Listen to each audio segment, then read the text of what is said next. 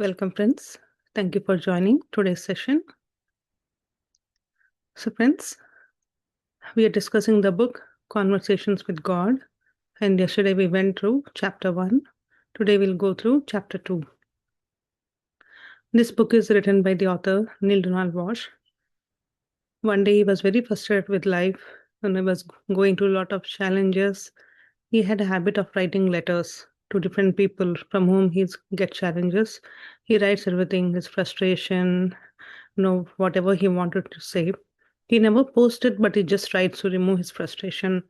But this time he thought he would directly write the letter to the God or the source from which all the problems are created. So when he wrote, then suddenly, so as he was writing the letter to the God, after he finished the last question, something comes up. He was getting that messages or answers from inside. He was not thinking consciously, but things were started coming. And that's how, he got all the answers. So whatever he was asking, he was receiving that answers from the God directly from the source. So it happened for many years. And then based on all the answers he received, he compiled this book, Conversation with God. It answers a lot of, meaningful, questions that we all have in our life. Everything about most of the questions are answered. It's a very enlightening book. So as we go more into the upcoming chapters, we'll understand more deeper concepts. And I hope all of us, we are looking for something, right? Some answers or some reason or meaning of a life. We all may get our answers. I'll read this book. So today we'll go to the chapter 2. So let me share the slides.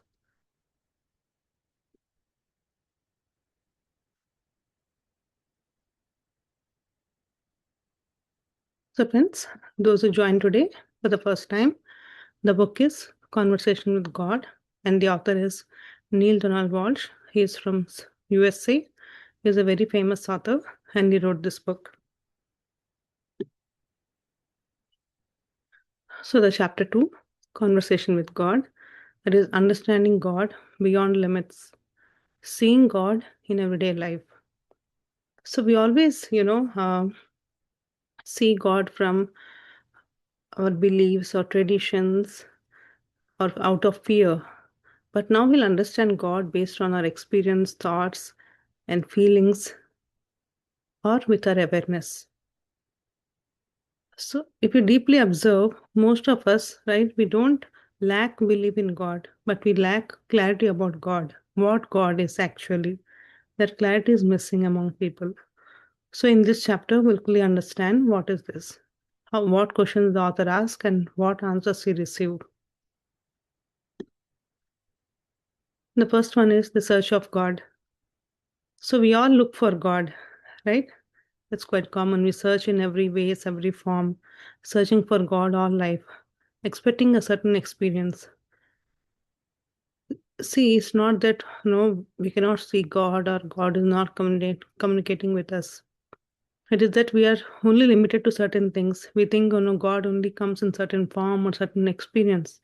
We are limiting ourselves. That's why even if He comes before us, we don't recognize or we don't, you know, see Him or observe Him because we are thinking only He comes in certain ways.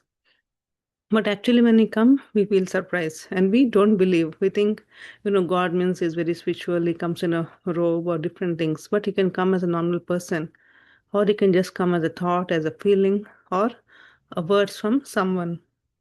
So He can come in any way. We always keep on searching God lifelong, but He's always there. We are limiting ourselves. Right? Limiting beliefs about the God.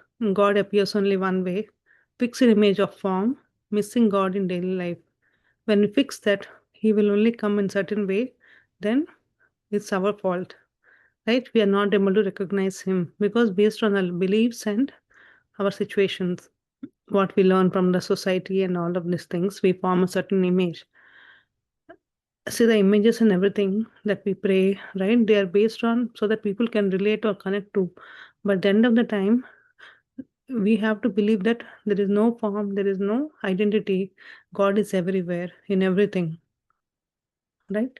So when we think that, then we can find God in everywhere. and we'll get that answers, or we'll be in that awareness and we'll have that connection with him. Suppose, just imagine, if your friend, you expect them to come in white dress, but they come in black dress, then initially you might ignore or you don't recognize. After a few minutes, you may think, okay, there is someone in that white dress. Then when you look more carefully, then you'll notice that it is your friend. The same way, the God can come in any way, in the form of thought, imagination, or casually like others. He can come in a human form also, normal. But we think God has some certain, identity, a certain kind of picture. As we see in picture, He will come in that way. It's not necessary. So these are all our limiting beliefs. With that, we are limiting our own experiences. When we remove all this form identity, then whatever naturally comes, we'll get connection. We can relate to God in every situation.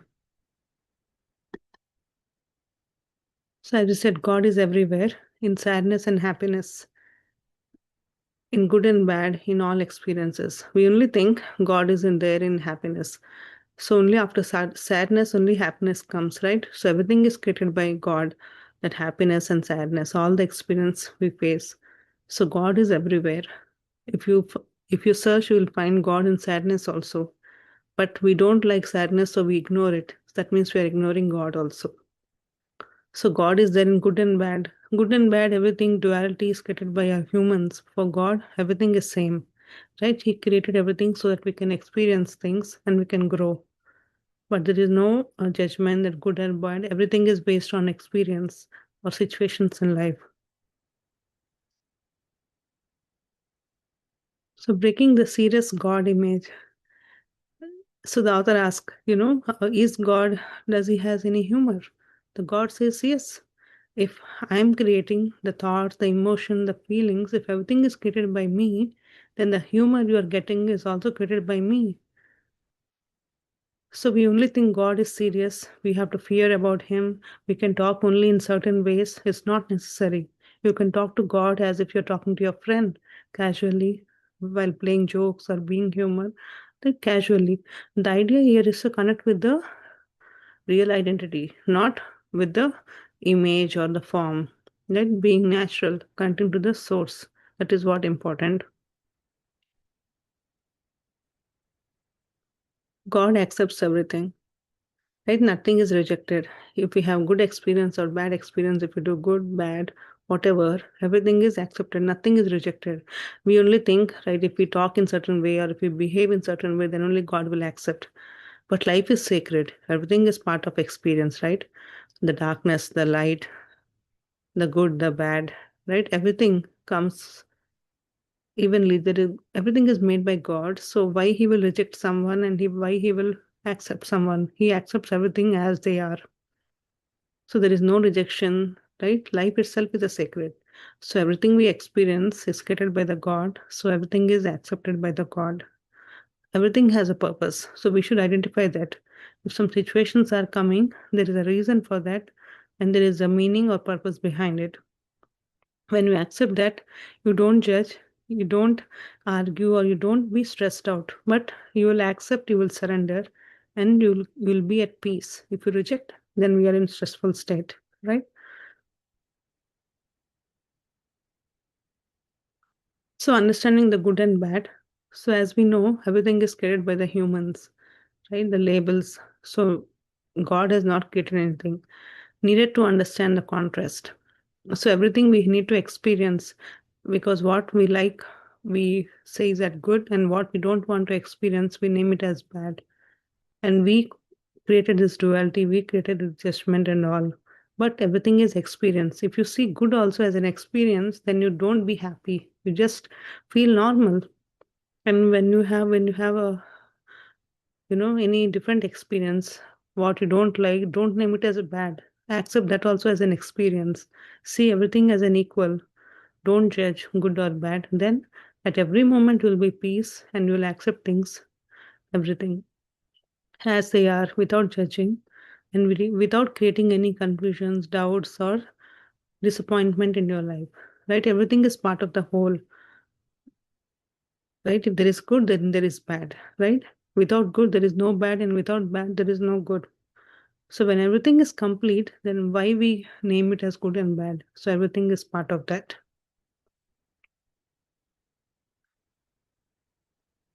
So the author asks how we, these values and beliefs. So God says everything is shaped by others. So whatever the values and beliefs we follow, right? It might be rituals or beliefs, everything we got it from others. It might be our parents, our friends, our teachers, or society. Most of them are not ours. We always borrow or copy from others, right? So that's what here God says. If you believe others' values and other beliefs, that means you are disrespecting your own judgment, your own beliefs. So in some situations, we can, believe others or take the suggestions, but most of the time you have to follow your own inner guidance, what you truly feel that is right. If you keep on believing others, that means you're disrespecting your own intuition. You're not realizing or understanding your own self. Then you will ultimately lose your connection. So don't copy what you're getting from others, right? Believe in yourself and trust your own intuition, your own guidance. Then you'll form that connection. See, most of the time we get some inner, feeling, but we ignore them. We think what others are saying is true, and without questioning and reasoning, we started believing them 100%. But then what happens? Inside we feel something, and outside we are valuing others' beliefs. Then there'll be a conflict. So then we think, okay, what others are saying might be true. You doubt your own intuition. And then over the time, you will stop believing yourself and you stop being aware of your what your inner guidance is saying. And you only trust others. And then slowly you lose that connection. And then you say, I don't get anything. Nobody's there. God is not listening to me. But it's we who are disconnecting this connection, right? The importance of self examination. Here, God is saying, check your beliefs. What you follow, is it true? Keep what serves you and change what doesn't. It doesn't mean that, see, everyone have beliefs and rituals. We need to follow them. They're important, whatever we are getting. But if it is true, then keep it. If it don't serves you, then change it. But don't blindly believe anything. That is what he's saying, right? Whatever resonates you, whatever supports your growth, then believe them. If something is restricting your growth, most of the beliefs or values, right, from it's coming from traditions, family traditions, or from forefathers or grandfathers. They cause, if they are supporting your growth, then fine. If they are stopping you from success or achieving something, or they're causing fear in you, then leave it. That's what he's saying. So God is also not, no, most of the time from childhood we are being said that God is always very strict, but it's not real. God is very free. We can talk in a normal way and He will never punish us. Because of that, we have formed a belief that God is very serious. We have to be very good. We have to talk in certain ways. By doing all of these things, we lose that connection. We are scared of God and we don't, even though we know God is there for everything, but we don't believe. We not ready to accept that because of the fear. So living others' truth versus your own truth, accepting others' experience. When you are not getting anything, when you're in a doubtful situation, you can consult. But most of the time, trusting your own intuition. Every moment, the God is communicating with us, with our thoughts and feelings. Yesterday, also, we learned in the first chapter, right? Whatever that is coming from inside, if it is deep, if it is very strongly, you're getting some feeling, that means it's coming from the divine. What we think, what we imagine, there might be doubt, there might be duality, it might be fear, there will be lack and confusion. But what is coming from the divine or God, it is very clear. Once you get that feeling, the thought or imagination, then there is no second thought. It is 100% clear and very perfect. And it will not come out of fear or stress. It comes out of happy. That message will be very truthful, honest, and happiness. So you will know that uh, is coming from your thought and it's coming from the divine guidance. Right? If we keep on trusting others, then we don't trust our own belief. So trusting your belief or trusting sticking on your own intuition in day to day, small, small things, right? We get an intuition or we get some messages. Trust them, follow them, then you will see growth in your life. Then you don't need any others' guidance or support. When we ignore them, then only we need that external support. And when we feel that something is missing in our life, but when you follow your own intuition, then everything will fall in place because it will always guide you perfectly. What others say might be 50%, it might help you, but they don't know your exact situation, your complete life, what you're going through. So nobody can guide you except your own intuition. That is the message from the God or from the overself. They know about your life journey, what has already happened and what will go happen in the future. So everything is there in that. So it will guide you perfectly. So believe in yourself. Don't doubt. Don't judge. Suppose, like, here the author says, based on his conversation, he gives an example of money. God says, see, when we get money, we feel very good. We feel supported. We, live our life happily. Money is very important to do anything for survival, for everything money is required. But what others, our religion or, the family, everyone says that money is bad. See, based on, someone might be greedy or they might have done something wrong, but they generalize this that money is bad. So earning too much money is bad or running after money is bad. There are general statements. By listening to them, we most of the time we ignore money. We think if we are trying to earn money, we think, okay, money is bad. I shouldn't go after that, or it's not good to earn more money, and we stop earning money, or if opportunities come, we ignore them, or we stop, going after it. Then what happens internally? In one side we want money, but other side it's we who are ignoring it, or we are stopping it in our life, and again we feel lack. Why I'm not getting money? Why things are not happening for me? It's because of inner conflict. If you think money is good, then stick on that. If you think money is bad, then just be on that belief. But if you keep both, there will always be a conflict and you'll always be in doubt and confusion. Then it gives us disappointment. We are never happy, we are never satisfied. So strongly believe what your inner says rather than only believing the other's opinion or beliefs. In the same way, here he gives the example the same way, right? When we think about God in ourselves, we feel God is so much caring, loving, He's happy. But at the same time, when we read some religious books or we listen to others, then they say God is very strict. We have to obey God, we have to fear of Him, right? If we don't do things correctly, God will punish us. Then what happens? Again, the conflict. We love God at the same time, we fear of Him. We hide things, we do wrong, and we think, God will punish us, this, that. Then what happens? Again, there will be confusion. We don't trust Him. We don't ask Him everything. And then again, we lose that connection and we separate ourselves from the God.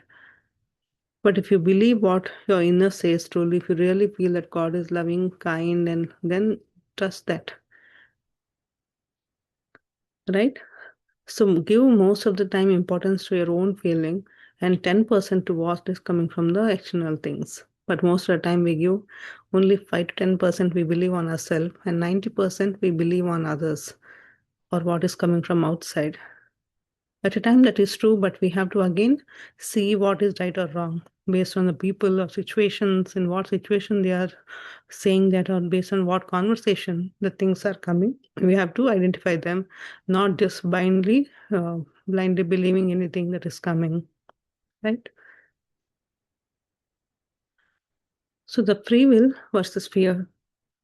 So now the author says, he asked the God, see, every time they say that you have free will, but again, you say if you choose any wrong thing or if you do any wrong, choice, then you'll be punished.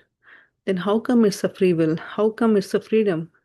If I choose anything other than what is required, if I get punished, then it's not a freedom. That is not a free will. Then why is it like that? Right? So then God says everyone has a free will, but when we choose that, not out of fear or not out of comparison, but if you truly feel, if you have two choices, if you strongly feel that choice two is, very important, you feel like doing it, then take it. Don't do it out of fear. Don't do, okay, I don't feel like doing one. What if I tried, or no, the choice two, might be this will be good, or because someone has said me, I will try to do that. If you do out of confusion and fear, then definitely that is not your freedom. If you strongly feel, yes, this is what I feel I have to do, then do it courageously, do it with confidence. Then that will be your freedom, that will be your free will. If you just do out of belief or confusion, then that's not your free will. So everyone is given a choice. You have the free will and you have the choice, but you should choose wisely what you are doing and why you are doing it.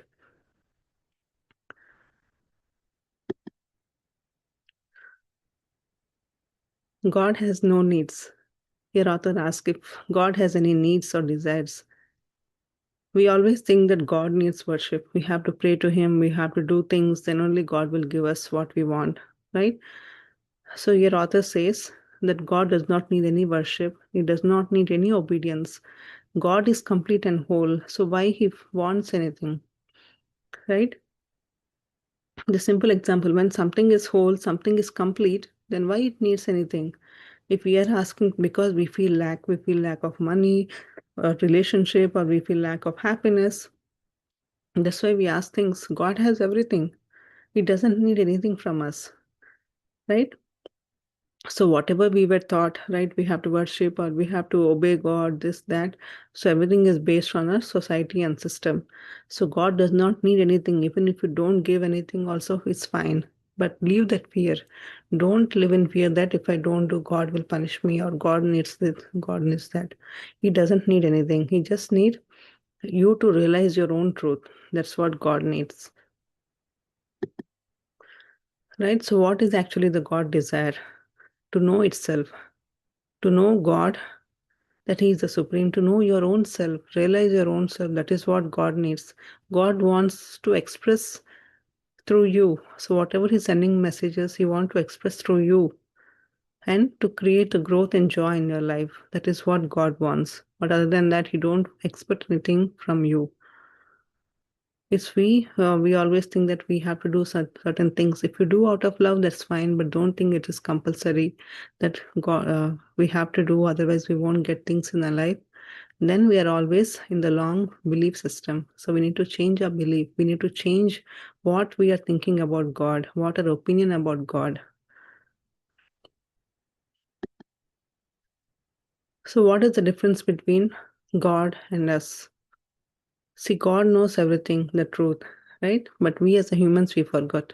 God knows where we came from, what our past lives are, what our future will be, but we forget everything.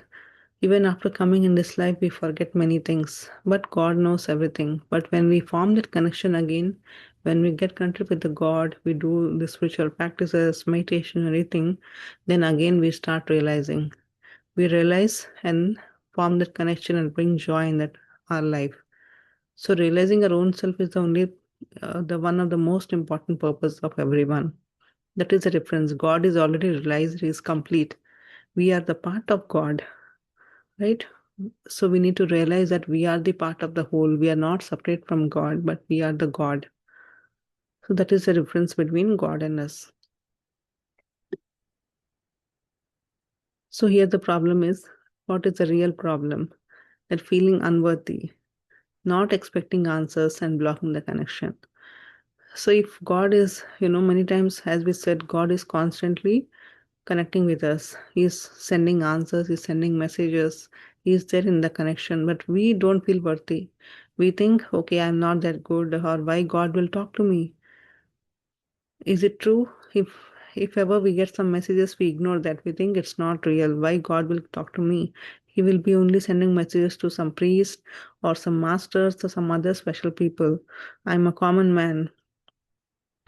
So we feel unworthy of our own self and we doubt and ignore the messages and we don't expect the answers. We only expect answers in certain ways, right? That God, if He comes in certain form, then only we believe.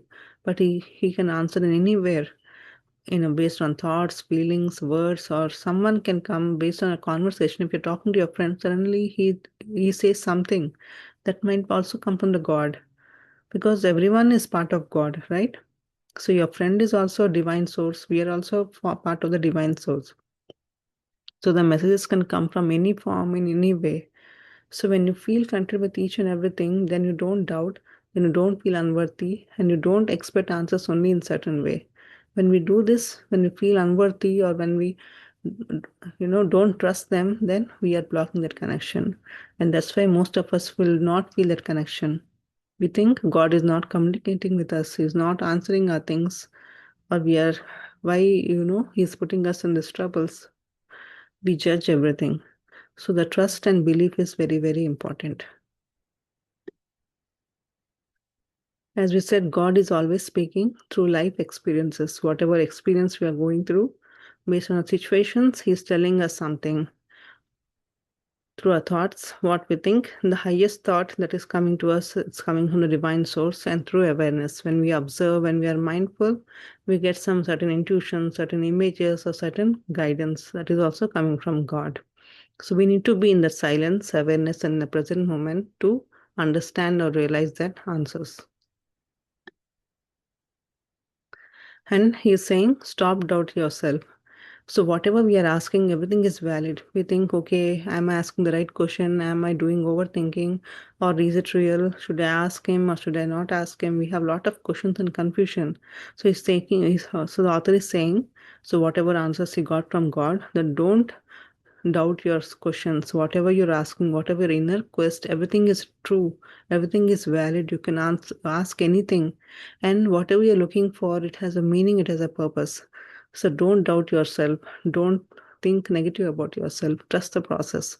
So whatever you feel, you can easily ask and express, and then be aware that it will answers is coming. Just look for the signs or the situations or from the guidance, right? Just be aware, just be in the silence, you will get that answers. So stop doubting yourself. So friends, the key takeaways from this chapter 2 is to be open, that messages or answers can come from any form. So be open, don't limit yourself or don't doubt. Trust your experience. If you're getting some messages on some intuition, trust, don't doubt that is it true, is it real, is really I'm getting these messages. Don't doubt yourself. Trust and see God everywhere. He can come in any form. Don't think that God is only limited to certain form. He can come in any form, in any ways, right? So see God everywhere. In nature, in people, in person, in things. It can be in any form. So this chapter 2, as we said, is mainly based on God and how we can understand God. So I hope this was helpful. And the last one is reflections. So some of the points that we can reflect upon from this chapter. The first one, am I living my truth or others' belief? Just think, many times are you truly trusting and believing your own values, your own beliefs, or you're following others? Am I limiting God by my expectations? Do you have too many expectations from God that He should be, God is serious, or God is this, that, and you're limiting yourself, or are you open to receive? Do I trust my inner experience? Do you doubt, or you actually trust your inner experience? So just reflect upon the three questions, see what you get. And I hope whatever we learned today, you got an idea that how you can communicate with God and how God communicate with us. As usual, we'll be doing the breath mindfulness meditation. So sit comfortably, close your eyes and clasp your hands and just observe your normal natural breath.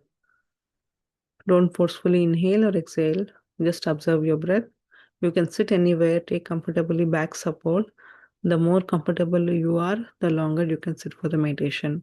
So we'll play the music and guidance and let's do this meditation.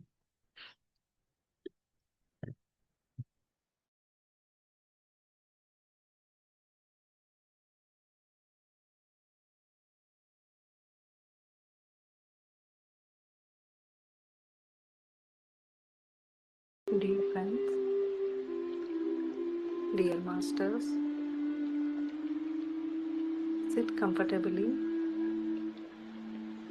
close your eyes, clasp your hands, fingers into fingers, observe your normal, natural in breath and the out breath. Don't forcefully inhale or exhale, just observe the breath. As you observe the breath, mind becomes empty.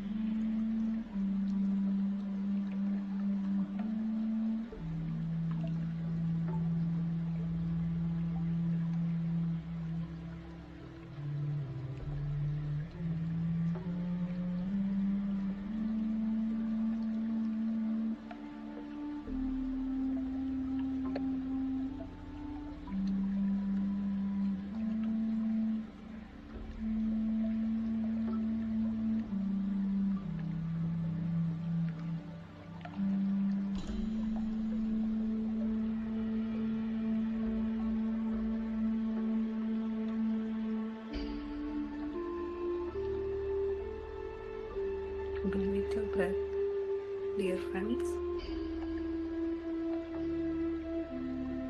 Let thoughts come and go. Don't get distracted by your thoughts. Bring your awareness back to the breath.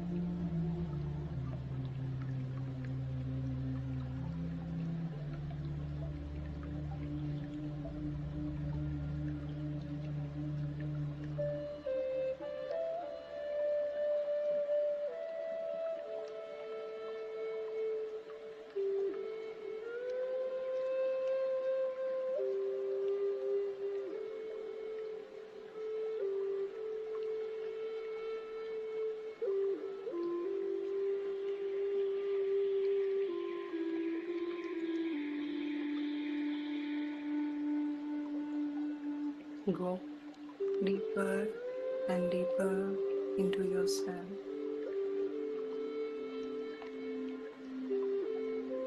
Experience the calmness, emptiness,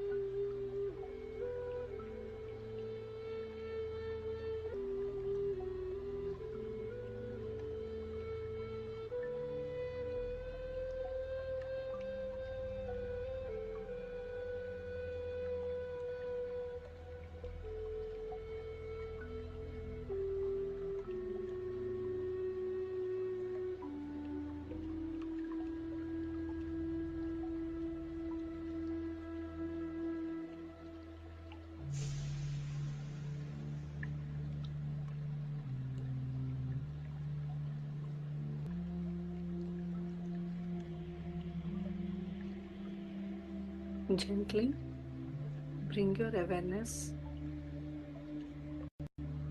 back to the body.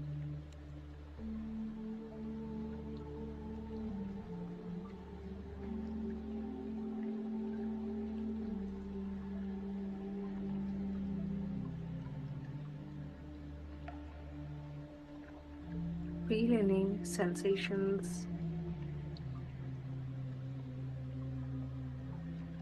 in your body, dear friends.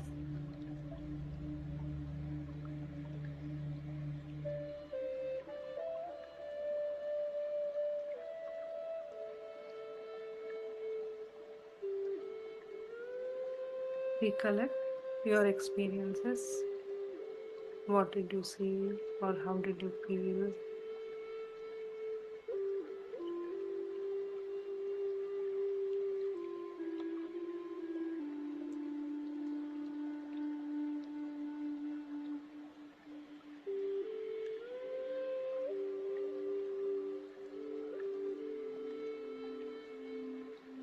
Now let's express gratitude.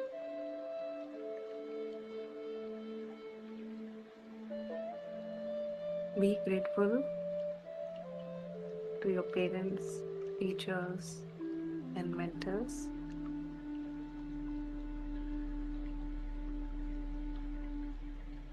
Be grateful to plants, animals, Mother Nature,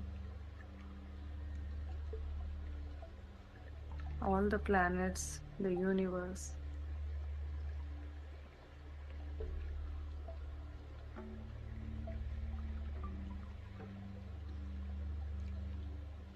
Be grateful for this beautiful environment, for all the things we have.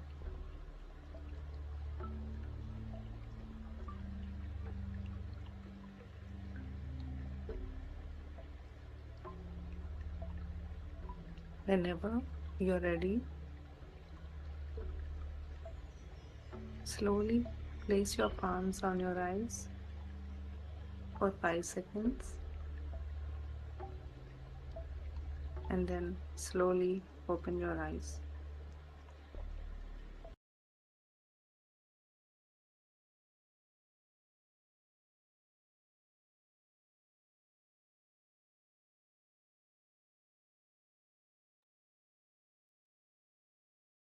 Thank you, everyone.